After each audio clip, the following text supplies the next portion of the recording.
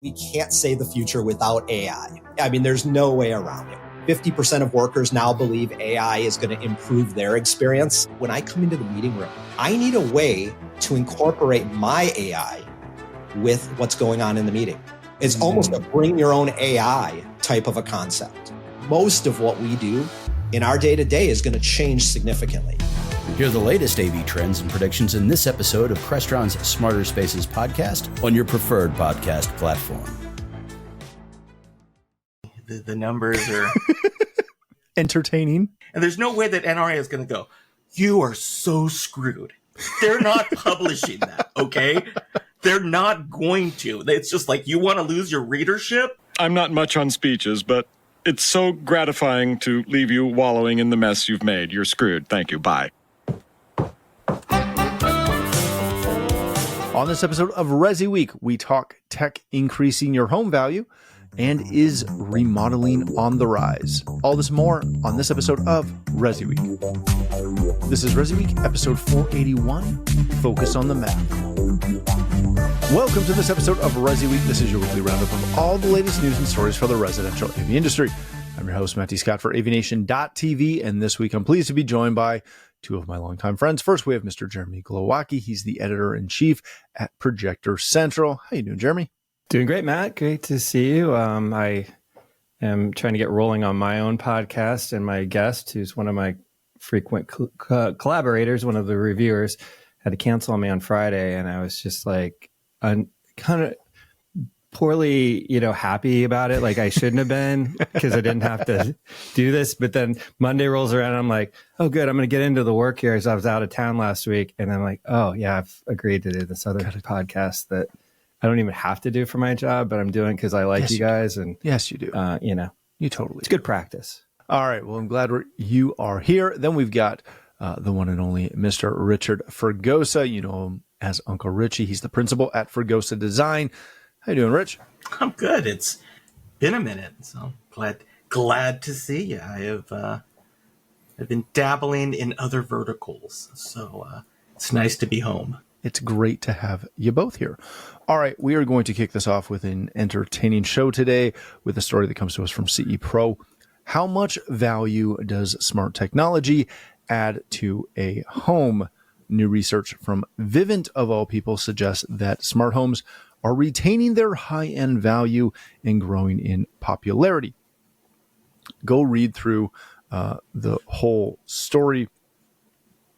It's got a ton of interesting details there, including this one in particular, that according to Vivint, the average cost of a U.S.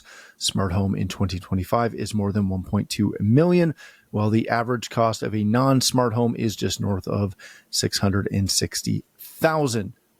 All right, Jeremy, we're going to start with you on this topic. What I am going to preface this with is a couple of things. One, Vivint took this, obviously, and you can guess where they're pulling their data from because it's Vivint. Two, the quote I just read, where a smart home is valued at 1.2 and a non-smart home is 660, does not have any qualifying information.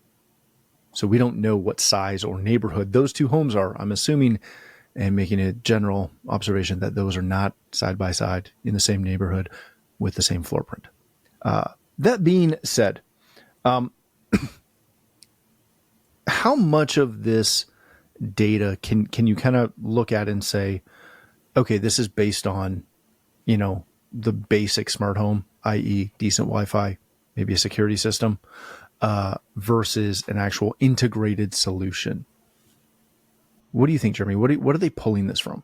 The article sort of hints at super luxury home, but I don't think there's any actual proof in any of that. And when I hear these numbers, I think about these dollar figures. I think about the fact that the CEDIA channel has always been in the 1%, higher than 1% kind of target. And I don't think that that's all that they want to do, but it's just where they've got their foothold and they maintain that as much as possible.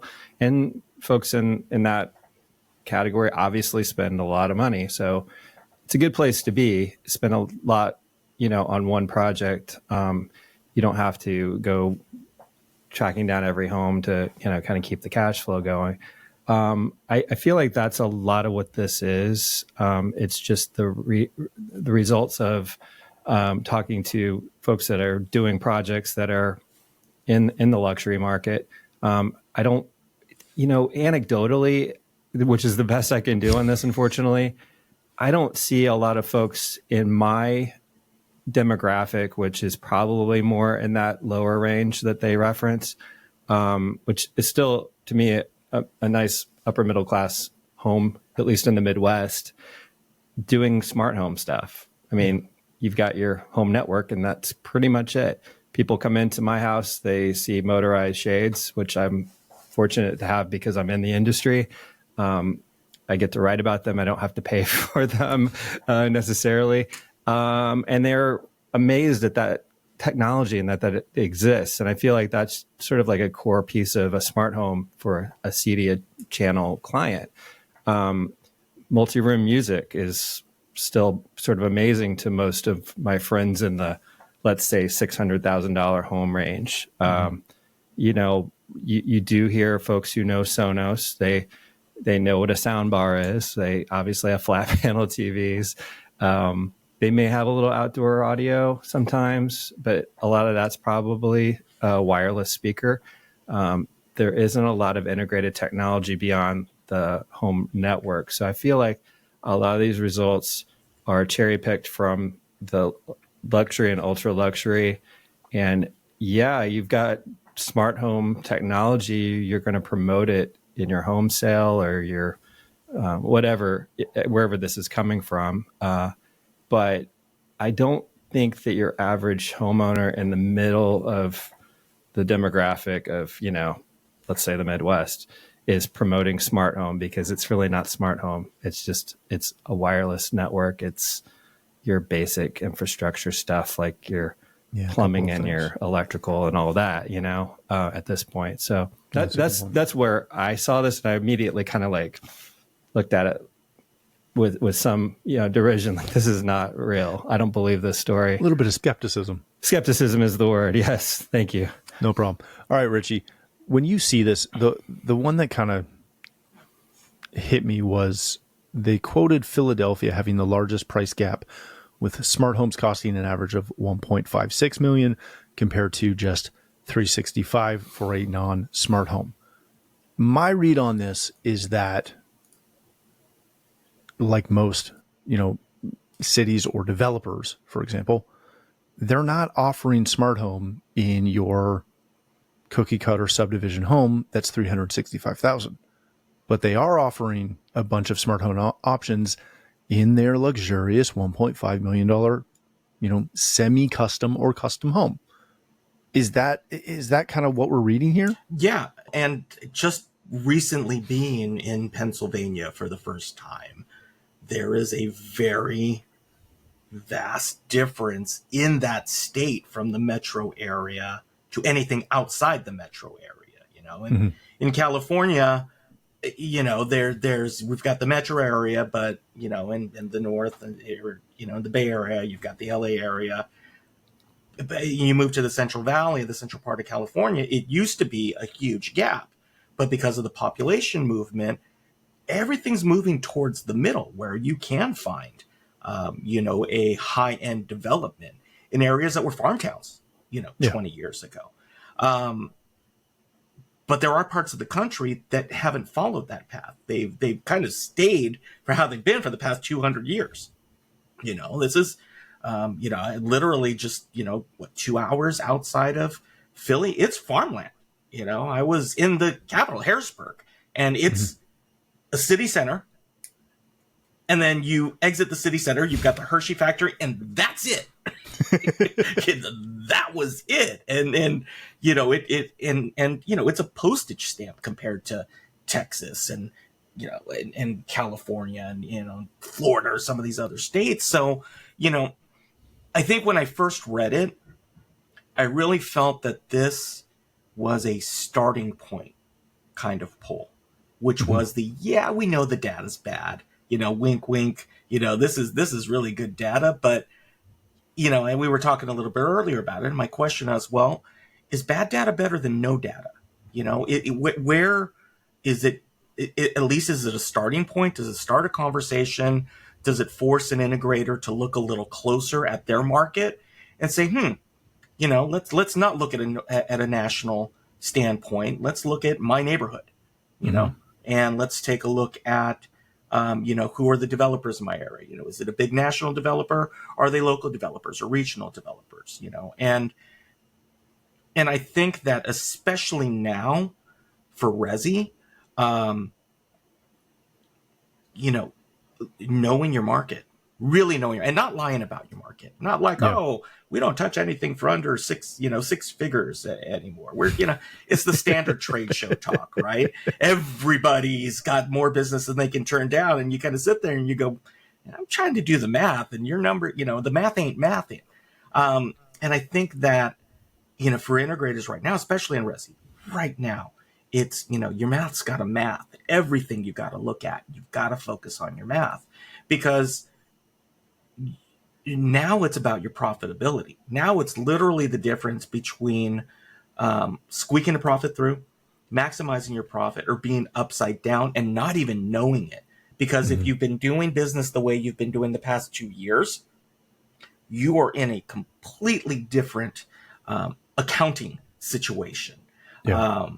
And so something like this is good, because it should bring up, okay, well, who are my customers? Like, really, who have I really sold to? What are the projects I've really done? And do I fit into that construct?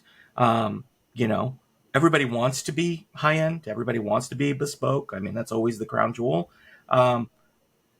But what, and I always tell integrators, I'm like, what's your bread and butter bill? What are the jobs that you do that pay your cell phone bill, your insurance bill?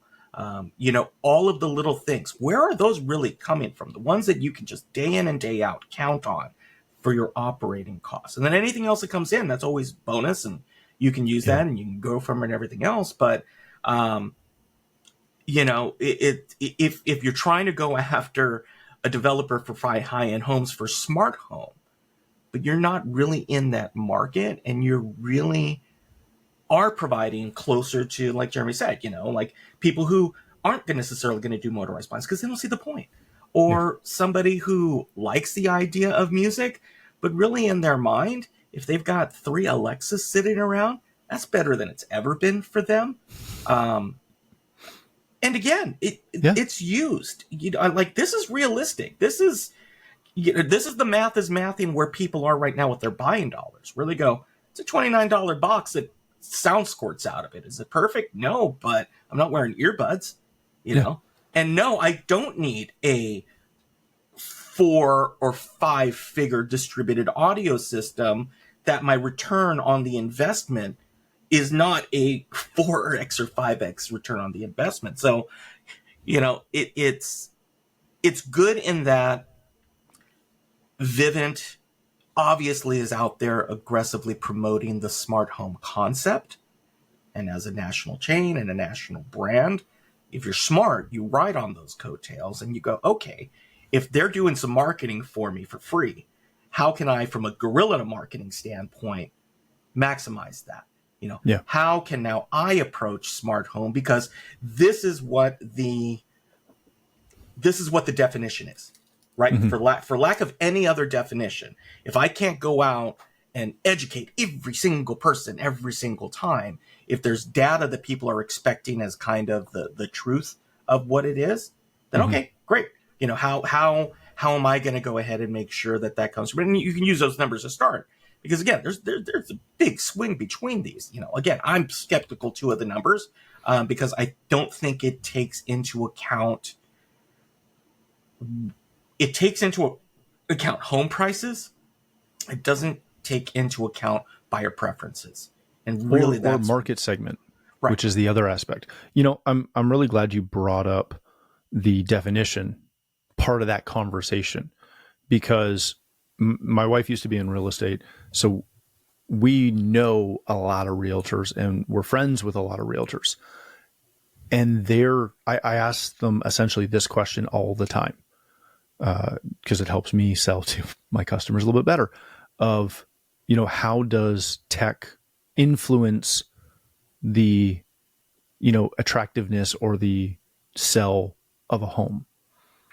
And what they kind of collectively all tell us is that it depends on the buyer. The buyer can look at a house that has a bunch of tech and go, I don't want this. It looks complicated. I don't need it. I'm not going to use it.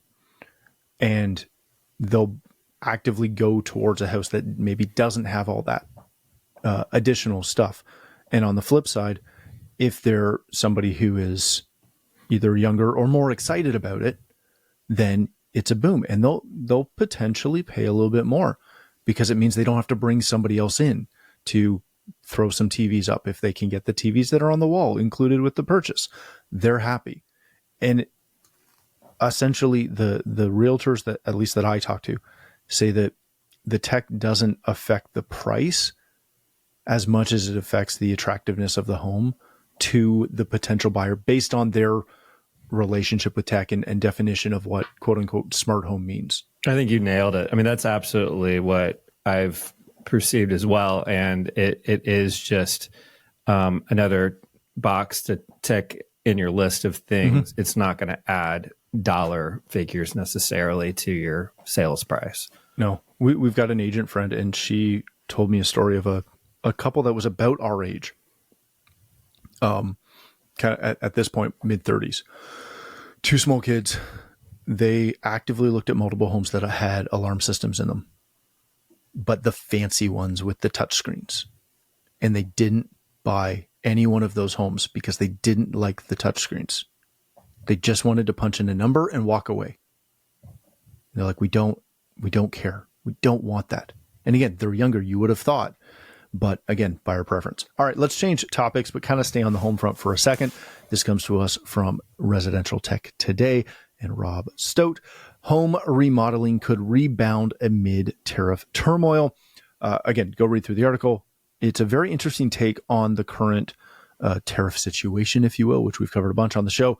But specifically, there's a blog member that is linked there from the National Association of the Remodeling Industry that is kind of trying to do some basic math, saying that only about 7% of materials used in U.S.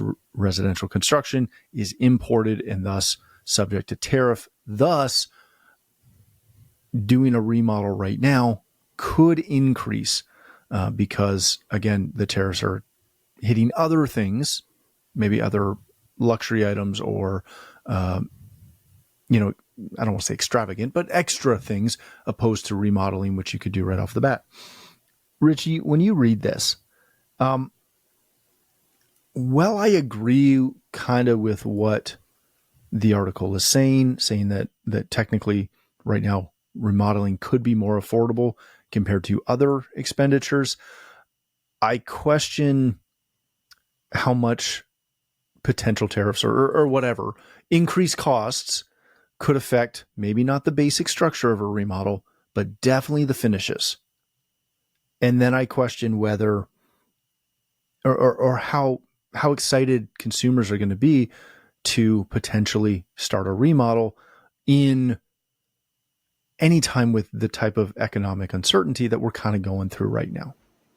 How do you read this compared to that? Again, the numbers are so here's entertaining. First off, there is no way in heck they are going to put out an article to their people that it was just a member. It was just a member, right? There's no way that they are going to, but they're going to receive it from NARI, and there's no way that NRA is going to go, you are so screwed. They're not publishing that, okay? They're not going to. It's just like, you want to lose your readership? At that point, context is everything. And I think right now, more than anything else, I'm really sensitive to how data and information is being presented and being used to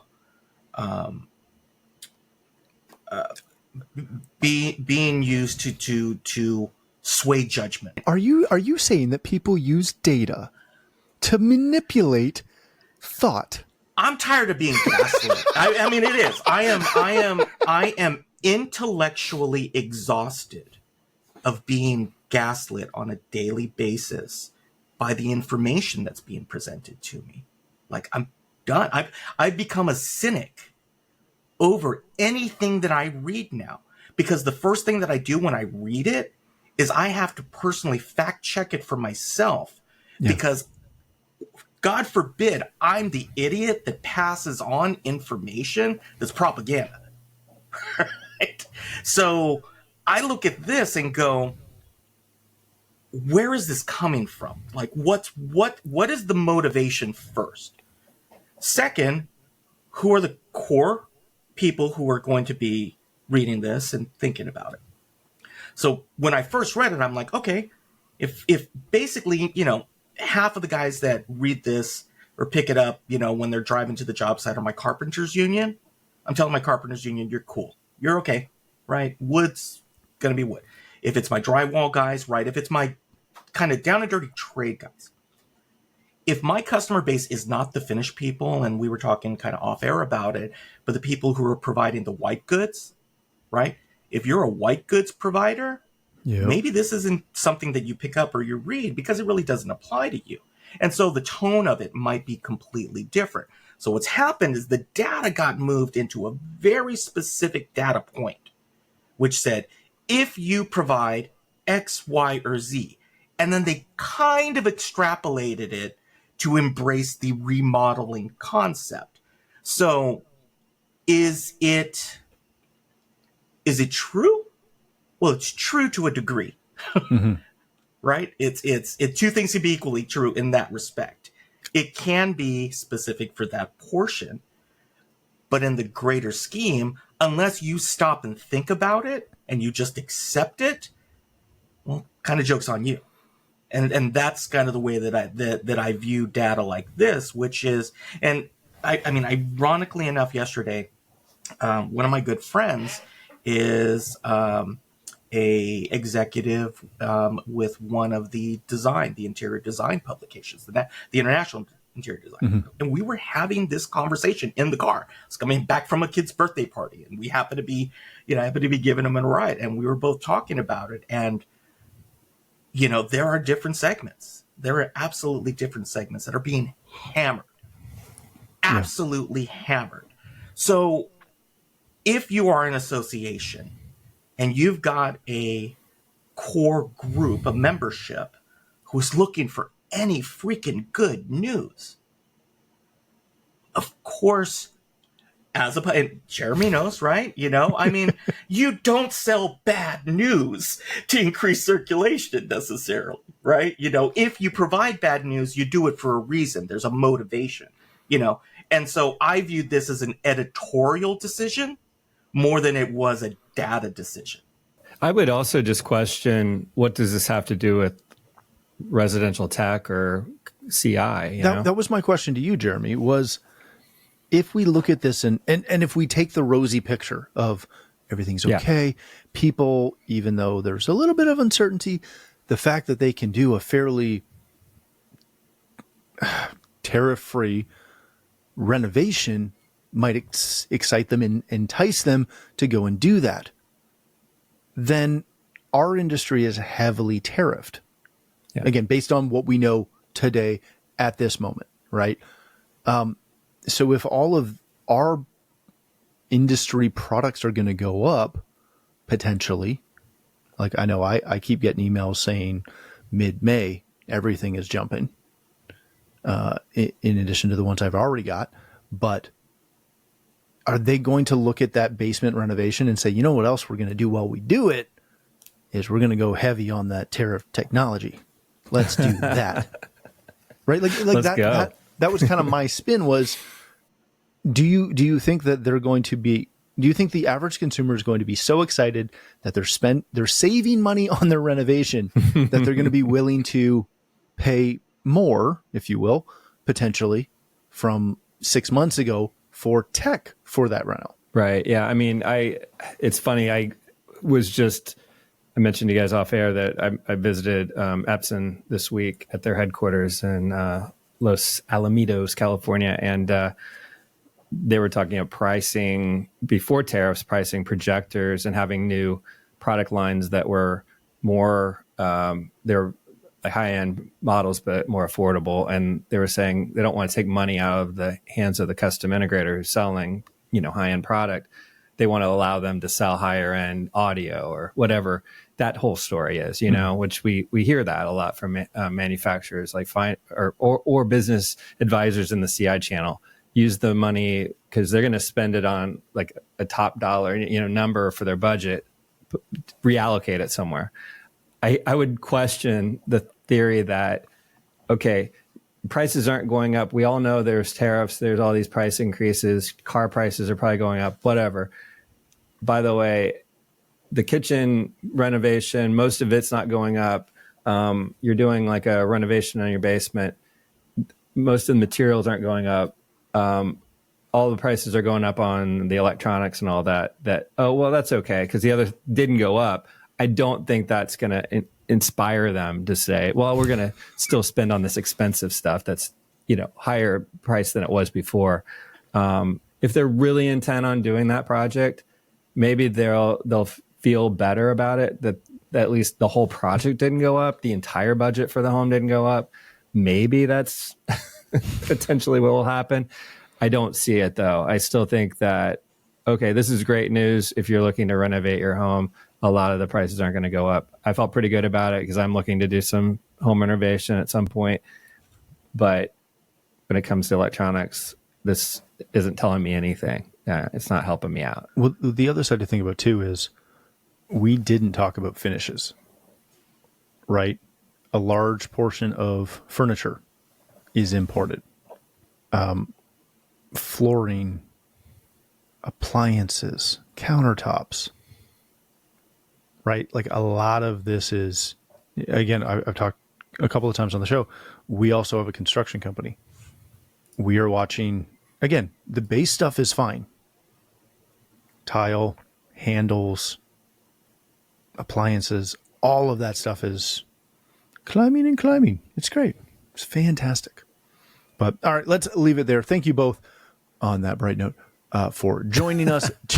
Jeremy, if people want to connect with you, learn more about Projector Central, where can they do that?